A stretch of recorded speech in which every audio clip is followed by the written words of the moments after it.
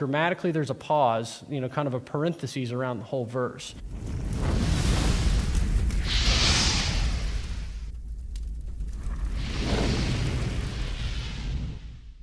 First, I want to move to verse 2 because we spent this whole time so far in verse 1. And verse 2 is probably my favorite of the three. And we'll break it down. We'll do the same thing. We'll go at the micro level. We'll go with the macro. There's not going to be as much grammar in this one. There will be at the beginning, but we're not going to spend all of our time doing grammar. But here's verse 2 at the macro view. Now, the earth was without, I did it too. I'm used to saying earth, the land. Now the land was without form and void, and darkness was over the face of the deep. And the Spirit of God was hovering over the face of the waters. And the reason I have now with an asterisk bolded and underlined here is I'm not trying to harp on the ESV translators at all. I think the ESV is a wonderful translation. There's no perfect translation of the Bible. I think the ESV is a very good one.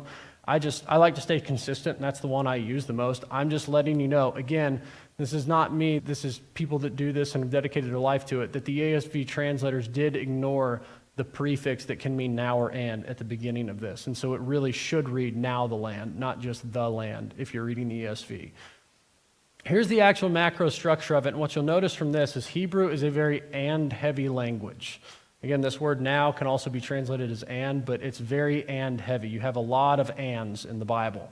But it's essentially, verse 2 is split into three kind of micro chunks, if you will, to make up the whole. And we'll look at each one of those. And we're going to start off with, again, now the earth was without form and void. Earth here, just like we looked at a minute ago, is the Hebrew word meaning land. And this is really the last big grammar spiel, but it's important. So I have it color-coded again just to show you where the prefixes are. The blue, meaning now or and, is the prefix, and then the orange is the word, and the vowel marker represents the. So you have now the land. And the reason this is important when you look at the structure of this is because, and I won't go into in all of the details of it, but there's a wonderful article by one of the top Hebrew grammarians who really hits every point of this. But because of the way that this word is structured like this, with a double prefix to a noun and many other things in place, this is actually in Hebrew the author communicating to you, the reader, that there's a pause in the narrative. It's the modern equivalent of how we use parentheses.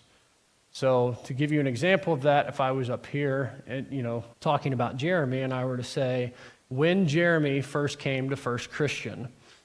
Now Jeremy was Canadian, and his favorite food was maple syrup, and his favorite sport was hockey, and his favorite restaurant was Tim Hortons. I've paused the narrative. That's probably accurate. Tim Hortons is good. But what I did there is I paused the narrative. I was talking about when Jeremy first came here, building up to something, then I paused it to give you a little bit of a backstory on it. And that's exactly what's going on in verse 2.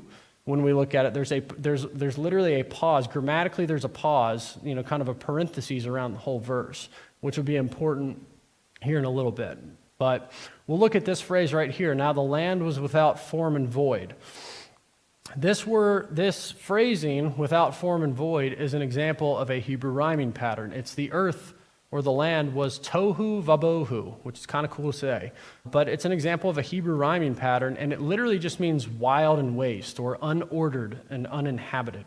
And this is the ancient way, when you talk about unordered and uninhabitedness, this is the ancient way to describe nothingness, or the pre-creation state. So how we think of nothing in modern times as the absence of space, time, and matter, the ancients thought of, and the ancient Near East, Hebrew culture included in that, their concept of nothingness was unordered and uninhabited. Really something that has no purpose and no order was considered the nothingness.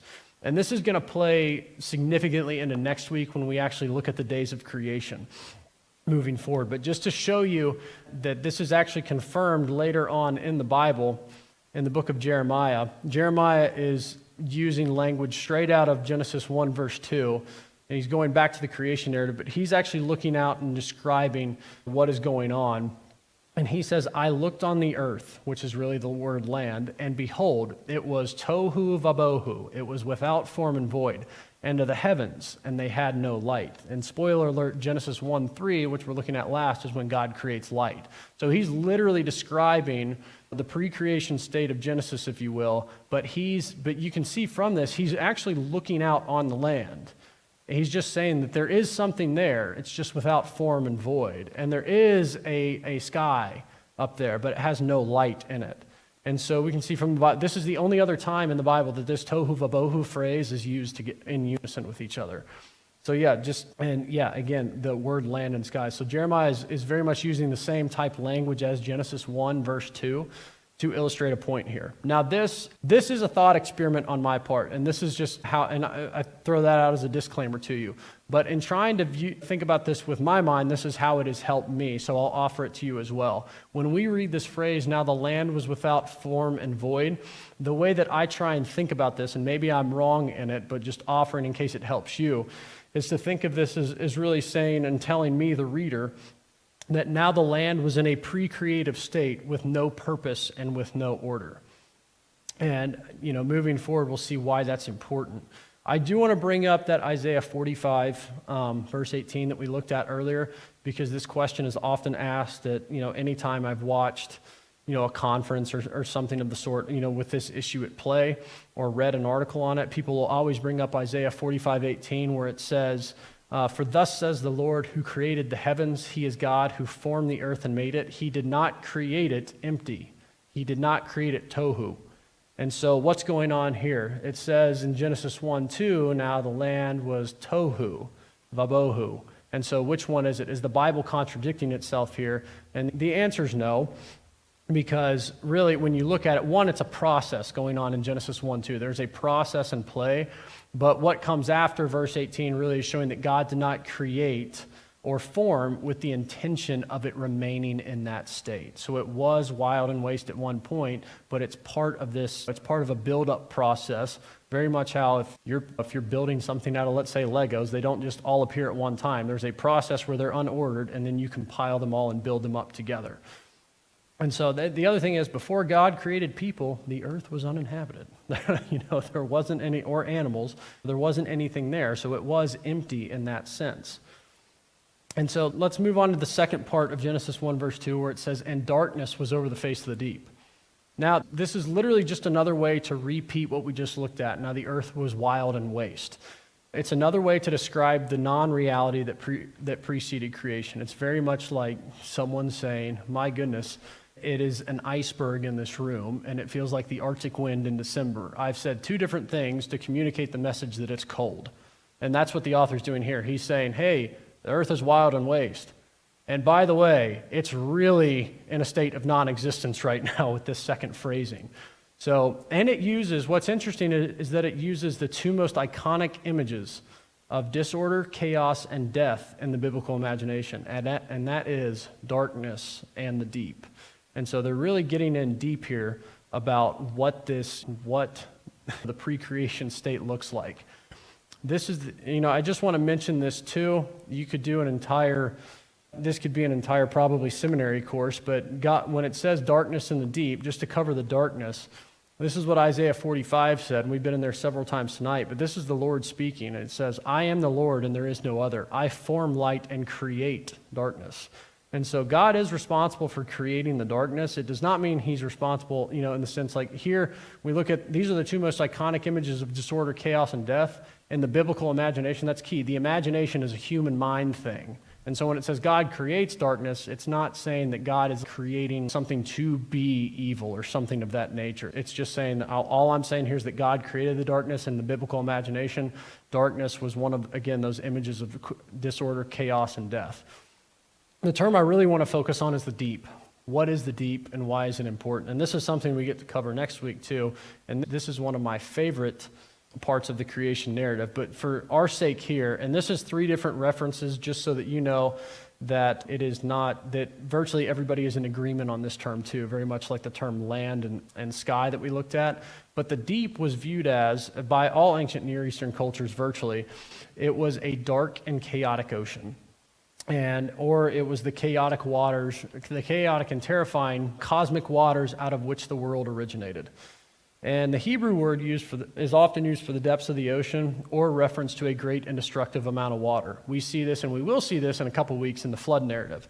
When it said that the deep burst forth and burst open, it's actually God allowing those chaotic deep waters to come upon the earth because of the sinful actions of mankind.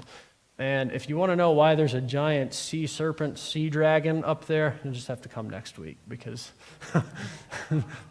that's my way to get you back. Get back here in a week. But that will come into play next week. And so right now, up until this point, we really have in verse 2, we have the writer communicating with us that, hey, this is not just a pre-creative state. This is as pre-creative and as non-orderly as it gets. And this is just where it gets good. This is where we're introduced to the Spirit of God. And so the third part that we'll look at here, I'll just read the verse again to recap where we are. Now the earth was without form and void, and darkness was over the face of the deep. And the Spirit of God was hovering over the face of the waters. This word spirit you've seen and heard many times before in Jeremy's teachings. This is the Hebrew word ruach, and it means breath, wind, or spirit. And so the first time that we see the Spirit in the Bible, it's a reference to God's Spirit, which is really cool. Really, really cool. But these waters, the reason I have it, things color-coded, I try and color-code things when they're related just to be helpful, but these waters are a reference back to the deep. So these waters are the deep that were referenced, that we just looked at. What's amazing here is that as chaotic and as disorderly as it is, God's in control. He's just hovering. His Spirit is hovering over the face of the waters. So he's right there in the midst of it. And this Hebrew word hovering is only used 3 times in the Bible, and it's used in a very unique and special way that can give us insight to how we can look at it in Genesis. It's used in Deuteronomy 32:11, which says, like an eagle that stirs up its nest, that flutters over its young, spreading out its wings, catching them and bearing them. So what we have here is this eagle. We get this image of an eagle that is in complete control and offering complete protection. It, just like Yahweh was in control in the pre-creative state, this is just another way to illustrate how this word is used. And so to go back to this, again, God's right there. He's over the face. And you'll see this term a lot in the Bible when you start studying it. Over the face, or just face, is very common. No one can look face to face with God and live. You also have the Aaronic blessing, may the Lord make his face shine upon you. It's a very common term within the Hebrew Bible. But again, just to recap that, God's in control. He's hovering, which we'll see a little bit next week. That when it comes, because we're going to look at other creation narratives from this time period of the Bible next week, and we're going to see that other creation narratives, the God that they are worshiping is not in control at all of the situation. And so we get to see something very unique here, that our God is in control. Now, one thing, just to have a little bit of fun here, Genesis 1:1 mentioned the creation of the land and the skies, taking that traditional view of it. But here's an interesting question to ask, so I'll ask it. When were the waters created? And it's a rhetorical question, so you don't have to answer out loud. But we had the land and the skies, but we didn't have any water. So when were the waters created? And the waters are actually presupposed by the text to already be in existence at the time of verse 1, when the land and the skies. And again, that water is that kind of their view, another view, that deep, if you will. It's the chaotic, unorderly, no purpose. It is a pre-creative state. And so, ultimately, what this verse is really showing you towards the end is that God, again, said it probably 3 times. I'm going to say it again, though. But God is in control. And this is setting the stage for God to bring about order, structure, and ultimately purpose to the current state of disorder and chaos that exists. And so before we get into verse 3, I just want to recap some of the imagery and vocabulary we've seen so far. And we've just gone through 2 verses of the Bible. So this is amazing. The Bible is so deep. It's the never-ending onion. It really is. But what we've seen so far is we've seen God. He's going to be a very important character, by the way, throughout the rest of the Bible. We've looked at the term create. We've looked at the term land and sky. We've been introduced to spirit, which again can mean breath, wind, or spirit. And specifically, we've been introduced to God's Spirit. We've looked at that phrase, the face of, which will show up a lot throughout the Bible. And we've also seen the deep, what that represents, and also water, that water being related to the deep. But water especially, when we look at water, water is one of those terms that will show up on the first page of the Bible and will show up all the way at the end in Revelation and will be a major theme and word within the life and ministry of Jesus when we look at him. Come to me, all who are thirsty, and drink from me. I mean, there's a lot going on here. So we are really our mind from the beginning is being trained to view these things in a certain way so that when we ultimately, as we read the story and progress, when we meet Jesus, the imagery and the vocabulary that he uses is going to make a lot more sense to us.